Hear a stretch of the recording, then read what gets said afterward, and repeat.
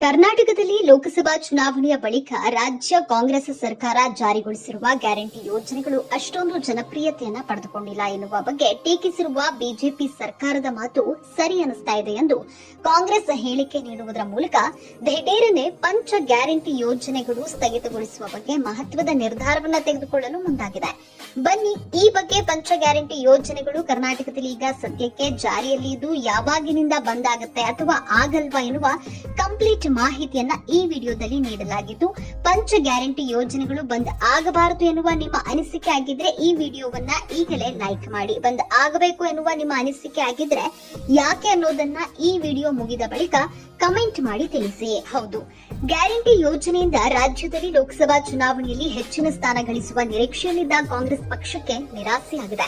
ಈ ಹಿನ್ನೆಲೆಯಲ್ಲಿ ಗ್ಯಾರಂಟಿ ಯೋಜನೆಗಳನ್ನ ಸ್ಥಗಿತಗೊಳಿಸಬೇಕೆಂಬ ಚರ್ಚೆ ಜೋರಾಗಿಯೇ ನಡೆದಿದೆ.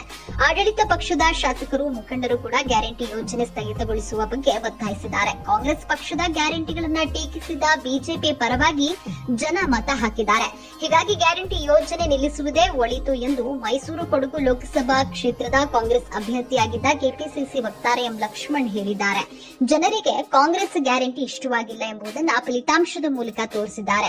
ಗ್ಯಾರಂಟಿ ವಿರುದ್ಧ ಮಾತನಾಡುತ್ತಿದ್ದ ಬಿಜೆಪಿ ಅವರನ್ನ ಜನ ಬೆಂಬಲಿಸಿದ್ದಾರೆ. ಜನರಿಗೆ ನಮ್ಮ ಗ್ಯಾರಂಟಿ ಇಷ್ಟವಾಗಿಲ್ಲ, ಹೀಗಾಗಿ ಗ್ಯಾರಂಟಿ ನಿಲ್ಲಿಸುವುದೇ ಒಳ್ಳೆಯದು ಎಂದು ಅವರು ಹೇಳಿದ್ದು, ಗ್ಯಾರಂಟಿ ಯೋಜನೆಯ ಬಗ್ಗೆ ಮುಖ್ಯಮಂತ್ರಿ ಸಿದ್ದರಾಮಯ್ಯನವರು ಮರುಪರಿಶೀಲನೆಯನ್ನ ನಡೆಸಬೇಕು ಎಂಬುದು ತಿಳಿಸಿದ್ದಾರೆ. ಇನ್ನು ಆಡಳಿತ ಪಕ್ಷದ ಅನೇಕ ಶಾಸಕರು ಕೂಡ ಗ್ಯಾರಂಟಿ ಯೋಜನೆ ಸ್ಥಗಿತದ ಬಗ್ಗೆ ಹೇಳಿಕೆ ನೀಡಿದ್ದಾರೆ. ಆದರೆ ಸಿಎಂ ಸೇರಿದಂತೆ ಅನೇಕರು ಗ್ಯಾರಂಟಿ ಯೋಜನೆ ಮುಂದುವರಿಸುವ ಬಗ್ಗೆ ಸ್ಪಷ್ಟಪಡಿಸಿದ್ದಾರೆ.